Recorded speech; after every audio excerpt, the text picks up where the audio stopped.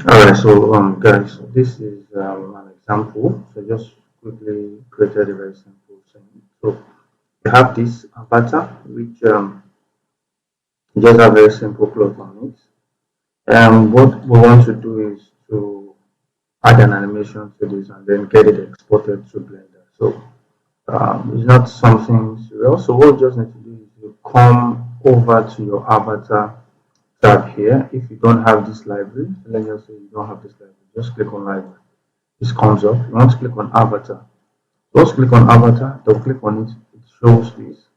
Then this is a female, so you go to the female version, and these are the different things you can add to this avatar. So what we want to look for is we want to go to the motion. So if I click on this motion, I only have one motion here. So all I just need to do is to double click, and that motion will tell us what it wants to do. You want to move avatar and garment to position and transportation and transition animation and all of that. So just click on.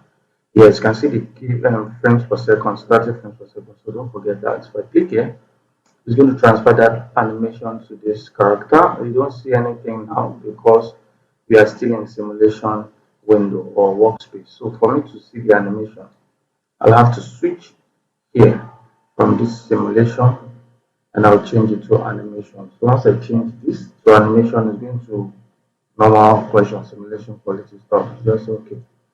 So it's going to take us to a new window, workspace, which is meant for animation. So you can see in this animation workspace, you have all of your playback timeline and all of that. So you have your pose, your animation here going through from here to there. So if I play through now, see what happens. That's the animation, but right now you can see that the animation is not um, simulating with the cloth because I'm just playing out. I need to simulate this animation to have an interaction with the cloth. So for me to do that, first things I'm going to do is I want to change my feedback simulation style from frame stepping. So what frame stepping will do is going to jump some frame so that you can just, sorry about that, so that you can just make the simulation really fast.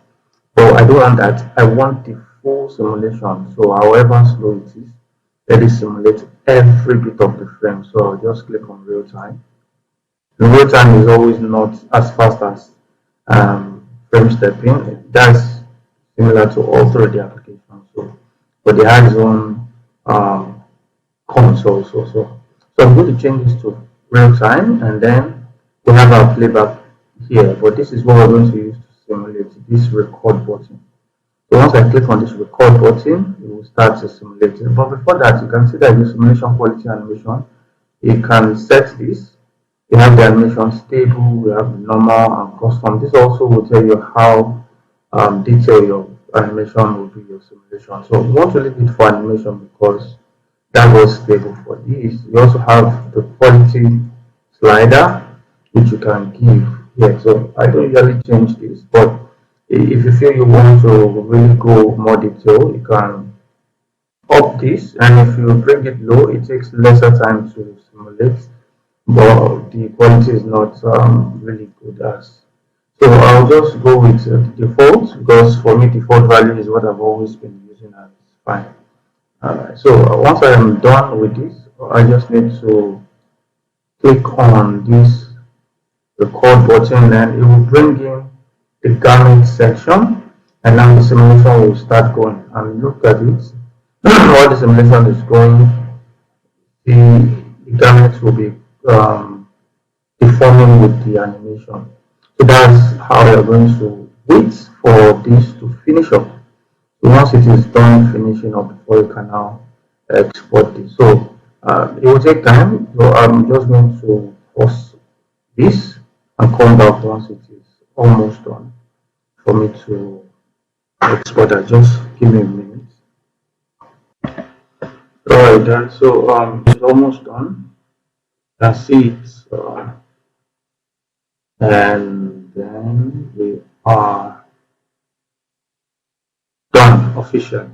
So this is the animation that you have there. So if I'm to play this animation, so let me just click and go to front. And let me just scroll back a little bit. So let me go back. And then I can create a loop and play. You see it will go a lot smoother now because I've simulated this animation. So you can see that. So that's how you simulate this and then have the animation done. So once you're done with this animation, so what I will do is to get a way to export this out.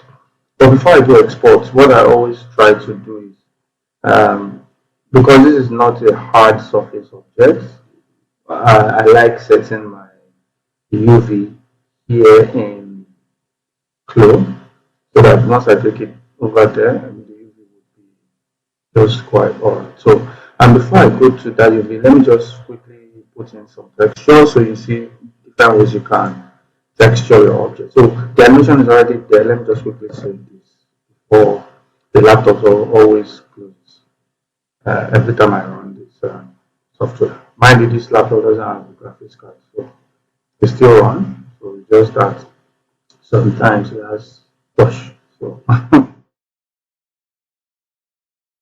so let's look at this object now. So we have so this is the, let me see.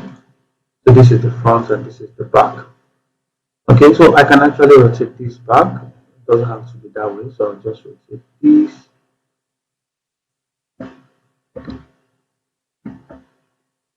And then I can move this to the side.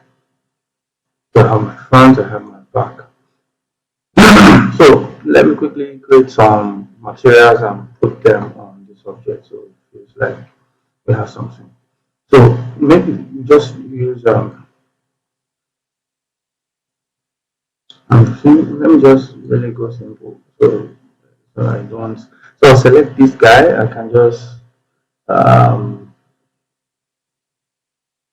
did I create it? Okay, I have this object selected. Let me just create a new one. And then it will duplicate that material. So I can select this. So when you want to select any fabric, it's going to highlight which material is added to. Both of them have this fabric one. So if I want this fabric 2 to be added to this, I can either drag it over or I can just select this, go to the material and choose fabric 2. So these are the two.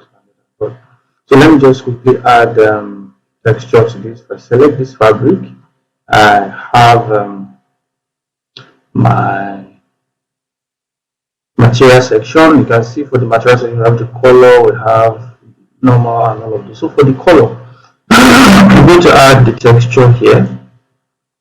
And right now, I can just click on this button to add the texture. Okay, forgetting this, which one it is again. Just hold up this, delete, open texture editor, open with, I think it's this one. Yeah. I click it, it will take me here and I can look for some textures that I can add on that object. So I don't know if I have some fabric textures here that I can just use as a very simple thing on. Okay, so I'm going to use this as normal, but let's just pick one. Okay. So if you have any material, you can just put any material that you want. So okay, so fabrics here. So let's just choose some car fabric. So let's say I'm going to use this one. So just pick one. So that will be added to the object. You can see the front has that material. And then maybe I want to now add that normal. I can also go and add the normal here and do the same thing here. So I go to the normal, I can go to any normal that I want. So it gives me some cutting normal. Let's choose that normal. Once I choose that normal will be transferred to this, but you will not see the normal in this viewport until you go into the render. That's when you start to see the effect of the normal. That's how it's created. So you will not see the effects of that normal here. So just note that. And for the normal, if you select this fabric, you can set the strength of the normal. So let's just select the second one and I think I'll just add normal to the second one. I'll leave this back. I'll just give this back a particular color. So let's select this fabric. And then for the color, instead of now coming to texture, I can just go to color, and then I can pick a particular color from here. So I want to sample this color here. So if I just click it, and I have this, I can click on this eyedropper to sample this particular color, and that color gets over there, and that's the color I'm going to have at the back right here. It's just to make it get now. So maybe I might want to change this thing a little bit. Is it the value? Now, yeah, I think it's the value. So let me start to take this up a little bit so that we have a little bit of coloring to it. Then if I go to the saturation, I don't want it to be that saturated, so I'm just pressing down to reduce saturation, so you can see the new color right here. So just changing this to give me a particular shade I'm looking for. So I'll do that. That gives me the color, and this is much better. Then, but for the normal, I want to use the same normal that I use here. So I just come to the normal, click here, and we choose this first one, and that normal is added to that object. So that's me adding my texture. So I want this texture to also go with me to Blender. So what I can do is I can go into my UV unwrap, so you can see my UV editor. And my UV editor, you can see what I currently have. The guy is not unwrapped correctly. So I want to make sure, so when you are using your UV, you want to make sure that your object here fits into this one-to-one box. And that's what you need. So I'm just going to right click anywhere in the viewport. You can see fit all UV to 0 to 1. So I'll just click here. It's going to put all of them into this space. And you see the lens and all of this. You just click OK. But I don't like the fact that we have enough space here, which is unused. So what I'll just do is I'll bring this over to this place, like so. Select both of them, and then I can scale them up. I want to really utilize the whole island, and the bigger they are, the better for me in terms of texture. So just have that. So if it's funny enough for us, we don't have too many garments. It just is two. So once I have this done, the next thing I'm going to do is I need to save this texture so that the texture will also go with this guy. So if I come to this option here, we have screenshots. You can use this snapshot. You have big texture. You have move UV. You have UV arrangement. So if I click on this big texture, it's going to tell me to choose the location where I want to bake this texture to. So I can just save a path.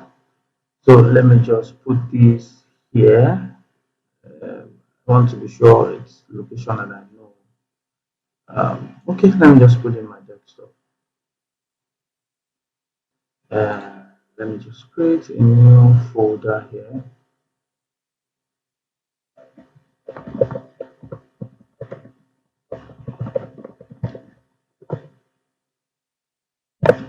And then I'll put that there. I can just call this so 001, something like that. So maybe put an underscore. So the underscore is, you see that in a moment. And then we can choose our pixel size. So this is 2K as of now. I can go up, but let's just stick with that 2K. So I want it to be 0 to 1. So what do I want to bake? You know, I have two things here. I have the color and I also have the normal. So I want to bake the diffuse. I also want to bake the normal. Those are the two things I want to bake. I don't have anything here. If I had metallicness or roughness, I can also bake that. And that will be included in our bake. So once I'm done with this, I'm just going to save, and it's going to bake all of that texture, and that is done. So if you go and check your desktop and look at the stuff I just created, where are you? So these are the textures that I just picked. So these are the texture I'm going to. This is my normal map. Sorry, this is my UV that will be baked, that will be on that object. See that. If I double click here, you see all of the patterns will be within this stuff. Okay, so that's how you can bake this. I don't know if you can see. I can see some line that is showing the different contours of that. That's by the way. So I'm done baking this. And I can close this. Then I can go back to my simulation. Let me save again. If anything happens, I know where to start from to continue from further. So once this is saved, I will have to export. But mind you, don't forget, the what's it called? The unit saved here is an inch. How do I know? If I come here to try and create any shape, let's just say I want to create a shape like so, and I right click. Sorry, if I click here, you can see that the units I'm currently having they are inch. Right? This is very important because by the time we export this out, once open in Blender, we have to make sure that our Blender project is also set to the same unit before we take it up. Right? So very important to know that. And also coming back to this, you remember, you see on the reason why I did the underscore is so that we can have the maps. You can see the face map and this. So just note that. That's why I did that underscore. So the name of the acronym, sorry, the name of the maps will just come after the underscore. So we have this. I'll just come here, file, export, and if you go and export FBX, you are going to have issue. I've done that a couple of times. Wanted to export FBX, only exports the mesh. It doesn't always take the animation along. I don't know why. So I always export in Alembic Ogawa. So if I click Alembic Ogawa, it's going to export this out, and let me put it in the same folder with that stuff I just created because I'm going to do that afterwards. So we can just call this close. All right. So let's just say close mesh, and then I'll say save, and this dialog box will come up.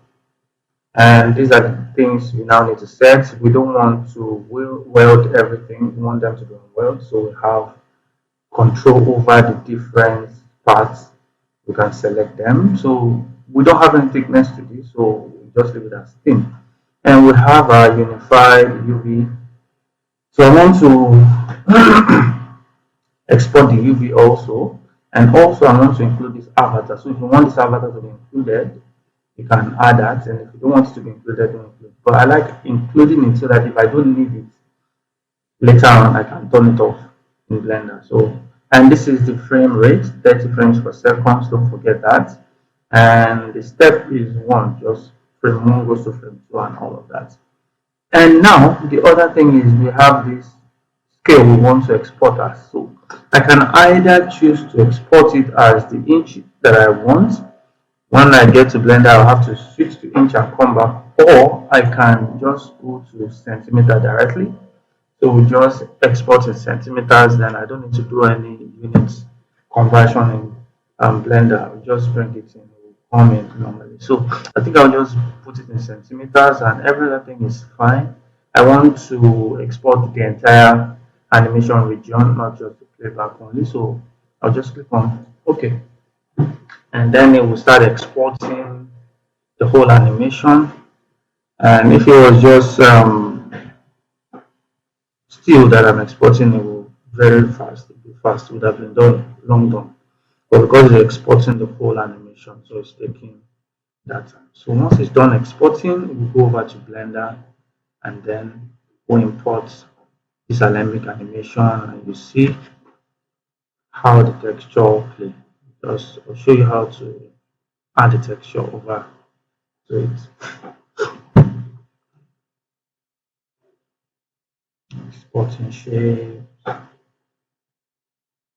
So depending on your system speed also, this can be faster, can also be slower than this. So just, but for me, I feel this is the slowest export because I'm just System has nothing, it's just 8 gig RAM. That's it. No graphics card.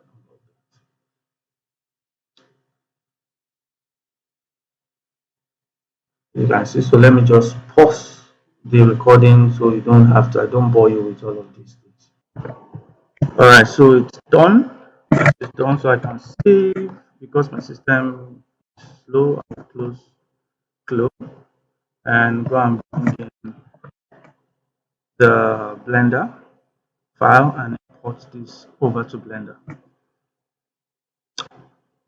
Okay. All right. So that's that. Then I can just search for Blender, and Blender comes up.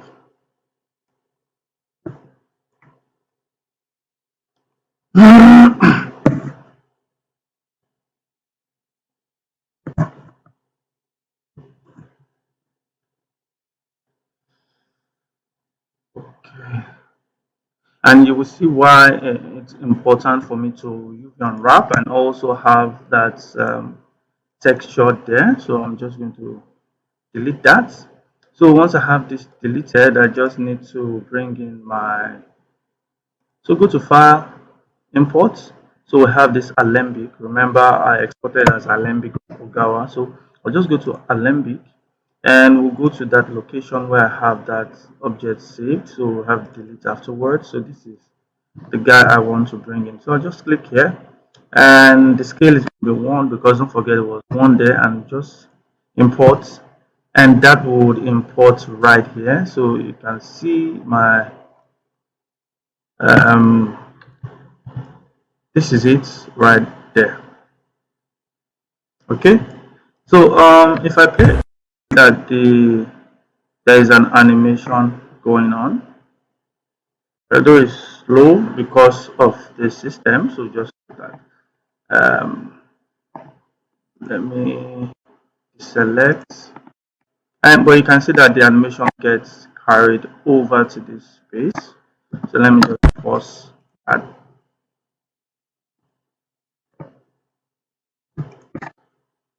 And then we can go into the texture space and let's see what happens. It will take time to compute the shaders, and let's hope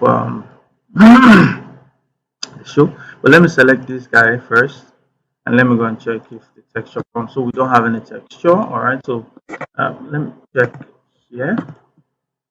So you can see we don't have texture for the avatar. It's just, and even the texture we don't. So this is what we have. So let me just show you how you can add that texture to this object. So for this lady, if I don't want this lady to show, what I can do is I can always turn off that lady. So if I right click, select hierarchy, I turn that avatar off. So we only have clothes itself, right? So that's if you don't want the avatar, right? So just have that. But I want to texture this, so let's just go to the clothes parents, which is this. So once I'm here in the clothes parents, I'm going to add a texture. I'm going to add a material here, so that material will be loaded on this object. Then we can quickly bring in that map. So you see, this is what we have. If you go into the shading of this, so let's quickly shade this out.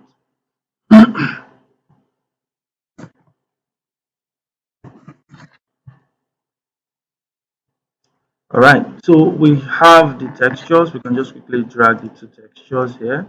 So drag this and also the normal, and I will take this diffuse and plug that in the diffusion in the base color, and quickly you will see this updated. You can see that, and if you go to the back also, you see the color also gets updated. So you can see the normal is fine. The UV that we did there came out just quite all right, and then You can bring this also into the bump. So you can just put this inside the bump. And I want this to go to the normal section of the bump because this is actually a normal texture. And then we will take the normal of this to the normal of this guy. So what I can do is to decide how much of it that I want. Okay, so I can just come here. Maybe I want this to be 0.3 or 0.2. And then I can also, don't forget, I can also come to the normal. I can tile this normal. I don't want to tile this guy, but if I want to tile the color, I can do that also. So I'll just Control T. You have your node wrangler on, so that's remember, if you don't have node wrangler, just go into your preferences and then go to the add-on and just type node wrangler. So you want to make sure you have this activated. That's what allows you to show this once you hit that Control T. So I can decide to now start scaling this. If I want that to be smaller, I mean the texture, I can increase this. So if I increase this by 4, it will reduce the texture. Just so you see, if I drag the same guy to the base color, you can see what will happen is going to reduce the texture of this. You can see what we have. So we don't want that to affect this because that is fine as is. I just want to use that to affect the normal, and that's just it.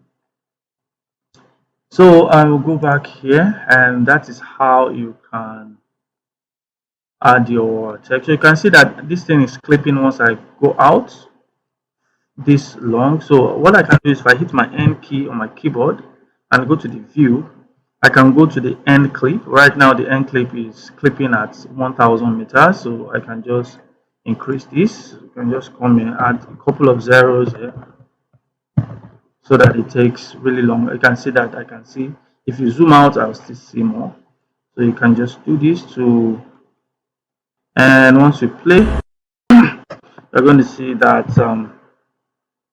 you have your animated objects. So in Blender, you can now start adding your environments and then lighting the whole scene for your render. Right, so that's that. If I want this to also show, just do that. Sometimes I have to also come and texture my character. So you have that. So what I did was to just use a very black color. It suits the avatar as my texture. Just came and brought this down like so.